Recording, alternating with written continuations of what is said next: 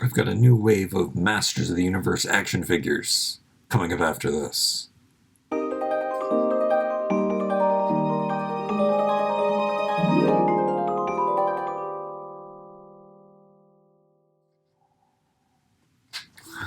Now, I don't know what wave to call this series.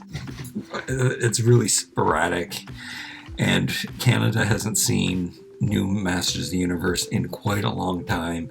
I believe this wave, I don't know, sometimes I think some people have found one case. Sometimes the Walmarts or select Walmarts will get one case of a wave. Kind of, I don't know, it's probably the test figures, and then you won't see them again ever again, or sometimes you will. I'm really concerned about finding the WWE ones to finish off my collection, the last two waves.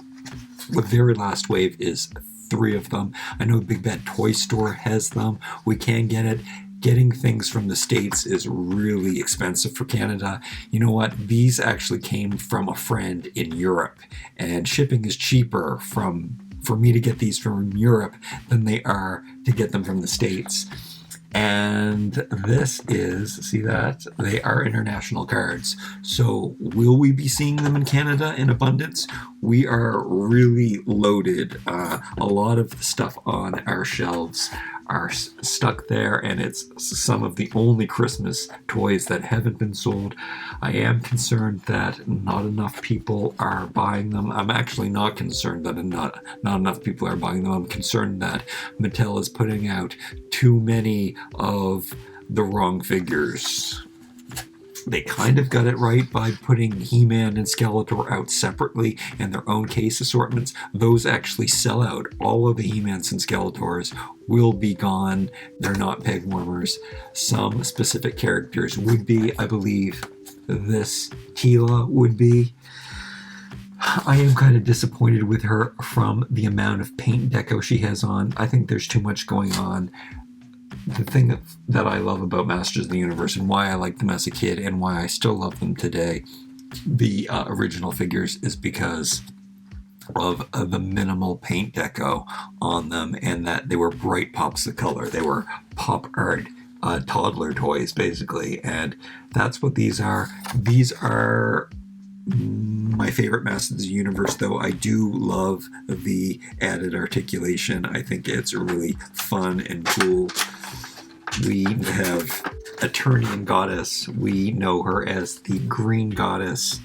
She is from my favorite genre of Masters of the Universe, the original concepts and original mini comic books. It was dark, it was 70s inspired, and I loved it. This figure also is from that era when he was the original concept. Lords of Power was the working title for Masters of the Universe when it was being developed in the 70s and 80s. And I love him so much, and I could not afford the pack from the States again. The shipping was ridiculous on top of exchange, and I think that this set would have cost me $500 or something ridiculous like that. It was a set of 4 of these figures. I'm hoping that we get Men-at-Arms and He-Man in these versions as well. We've got the Merman and Beastman. This is the Merman came out in the last wave, and I am so happy to have this really barbaric looking Beastman. And they did him in the red card back colors. That's what the card art would look like with him. He was all painted red on the back, so it's really awesome to have him. And that is his beautiful artwork on the back. Such great artwork. And then we have Stinkor. Definitely had him as a kid. My face paint. I don't know if I'm going to pull these out to show you the comparison between the two. There's really it's not really necessary because they look so much like the original ones. But he looks great. Love him. He's supposed to smell. We'll have to see that. And then Webstor. Not Webster, like the little kid that lived in a clock. But Webstor. he looks so much like his original figure. I don't know if they gave him anything special. Did they give him extra arms or anything? No, they wouldn't do that. But he is awesome. I love the colors on him. They have been changing the colors a little bit on these, moderating them up a little bit. That was another thing that was so 70s about the original figures, is that, do I have a bigger pair of scissors here that I can use? The original figures were very, very 70s decoed, and they had these weird color combinations that you wouldn't think would go together, and they did, and they looked just so great. And the minimal paint, the accessories weren't painted, and everything just popped with color. And I probably should be talking while I cut these out. On the Masters of the Universe, we get the same mini comic in each pack, and we also get these awesome, which I like to call these collector cards. I call anything that comes with a toy that looks like this a collector card. It shows you that the parts can come apart, which is another bonus of this. Yeah, that's kind of what makes this these figures my favorite Masters of the Universe line of all time, is that they are even interchangeable. And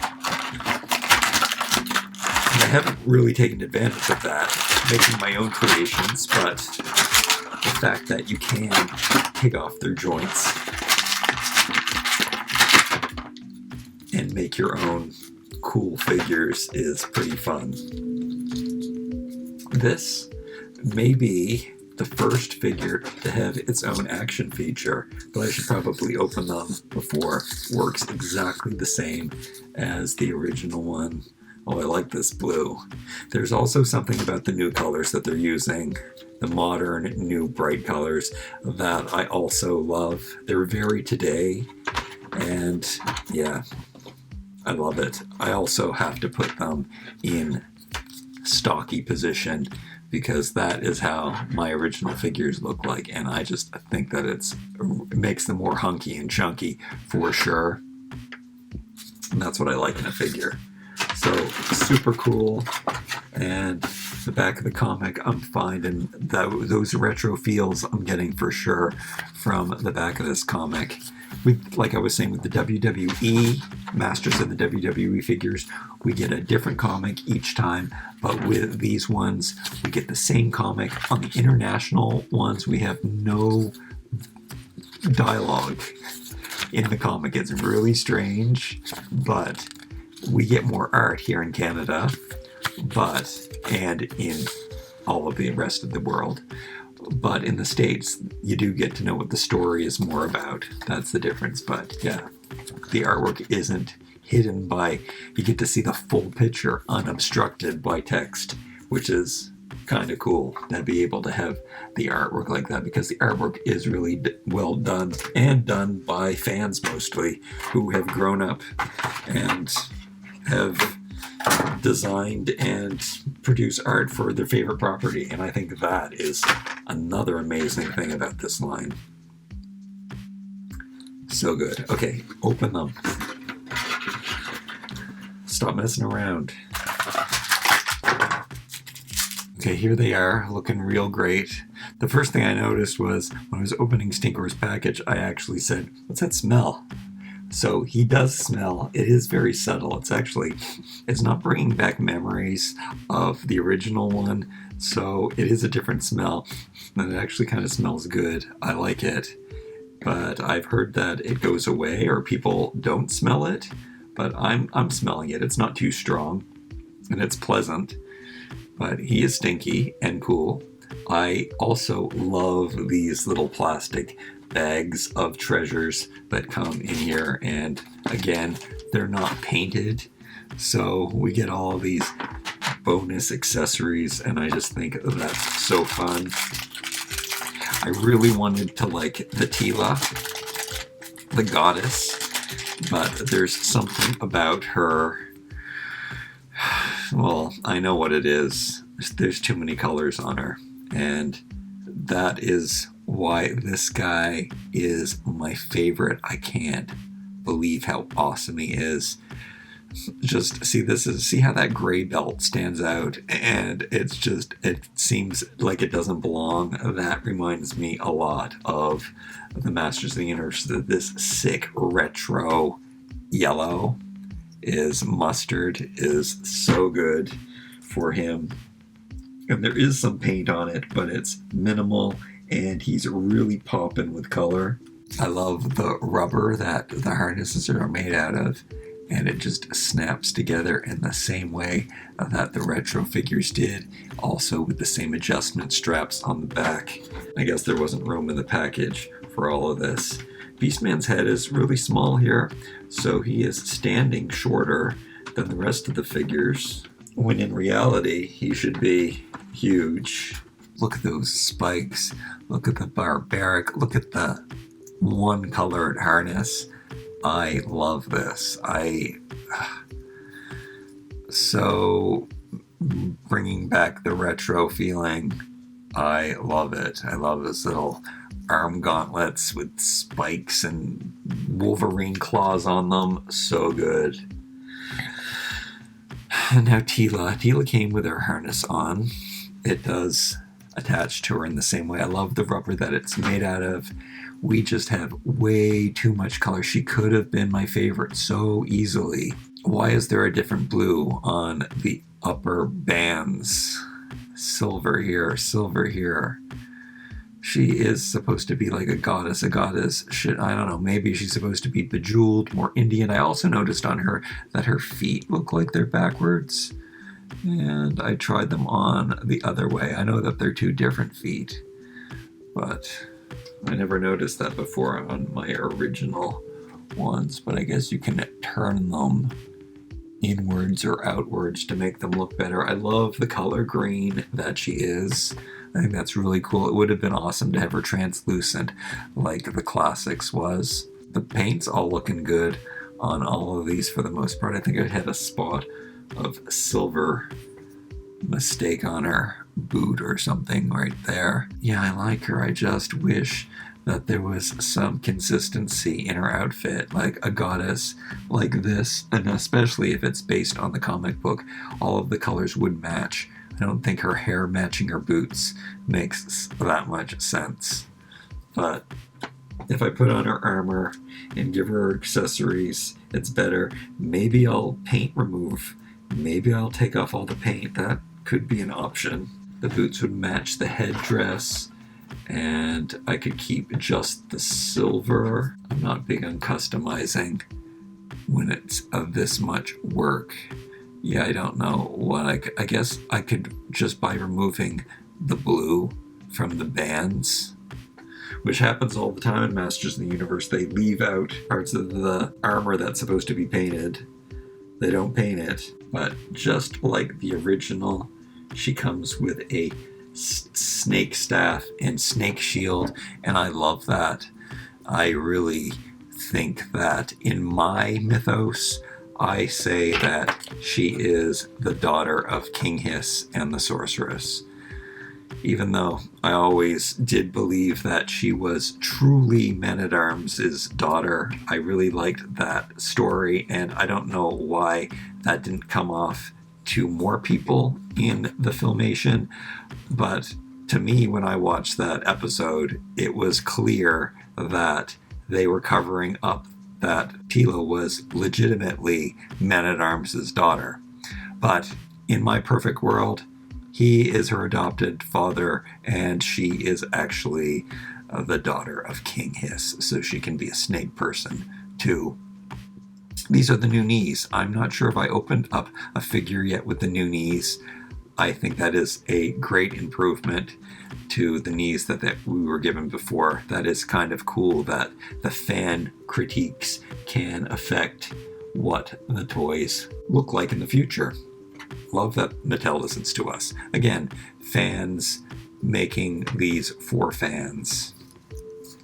This is Stinkor, and this time his armor is not a plastic, hard-shelled armor. It's more of a rubbery armor, and I do like that. It feels more durable. He's got the same stocky body. He's got the black and white. His colors are really poppin'. He's a good example of how the changes in the colors have been modernized. And as much as I love those 70s inspired colors, I have to say that they really did a good job of modernizing them with these bright colors. Again, bright colors are what I love in a toy.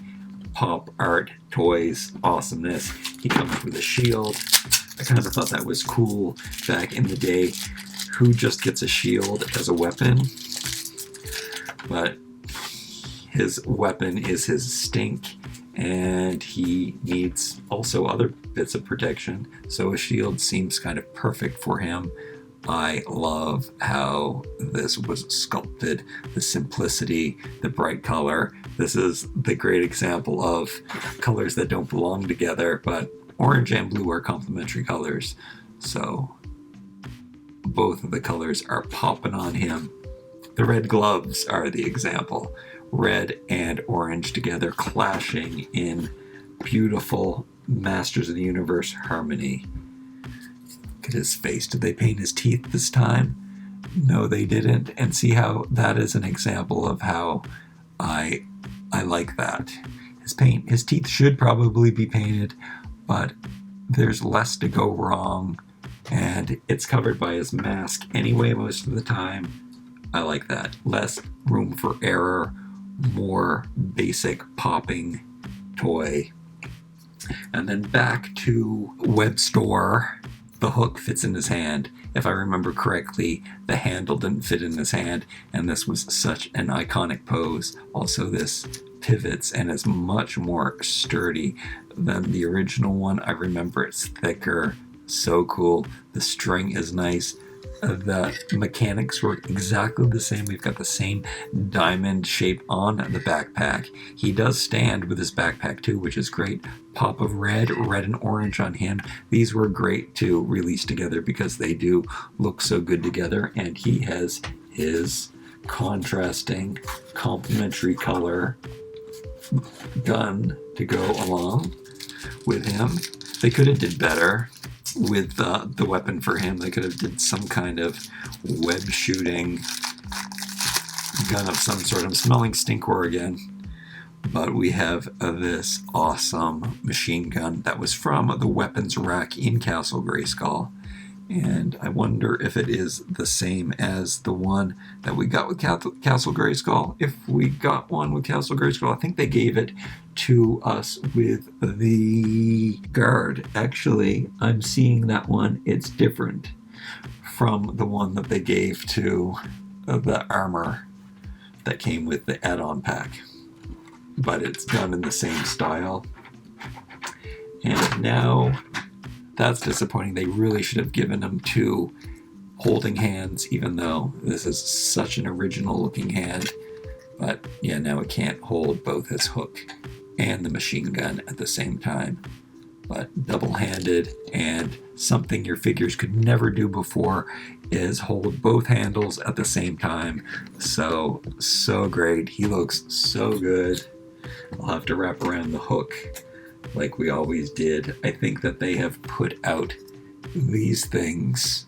Those things did not exist on the original figure, and I'm assuming those help hold something in some way. Maybe you're supposed to wrap it and hang it like this. That's probably how it works. You could probably hang this too, depending on what you want to do. So good. This is, I don't know, it's probably because I haven't opened up any in a long time, but this feels like my favorite wave. I'm really surprised that I love these so much. He is quintessential Masters of the Universe. To me, perfectly executed. He is my favorite figure from perhaps the whole collection. Yeah, I love him so much. It's just he's got those 70s feels. And then Tila, the goddess, the green goddess, might be one of my favorite characters from the whole mythos. But There's too much deco on her. And that was probably some of the problems that was with the WWE. I had a lot of problems with the girls. They over-decoed them for some reason. I guess less plastic, they cost less to make, so they put all the money into their paint. I don't think that they look like they belong with the collection because there's far more deco going on here than any of the others. There's really nothing I can do. I'll accept her. She looks great. She just could have been so much better if she was just a solid, translucent green. I hope you enjoyed my unpopular opinions. Like, comment, share, and subscribe. I hope I get my hands on the next wave really soon. See you guys real soon. Bye.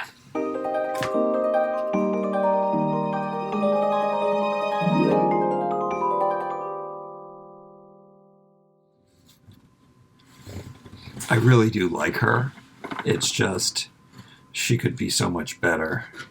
And yeah, the Webstor's sculpt, and oh man, I love him. So good. Let's take a look at these. I also love this artwork so much. That's Tila, Green Goddess. Well, yeah, that's great that we get this for, because she was in one of the earlier waves. I don't have one of those. Here is Beastman. Please get us Man-at-Arms, and please get us He-Man. And here is Webstor. And here is Stinkor. Am I going to mix and match these? I can't believe he is my favorite Masters of the Universe action figure to date.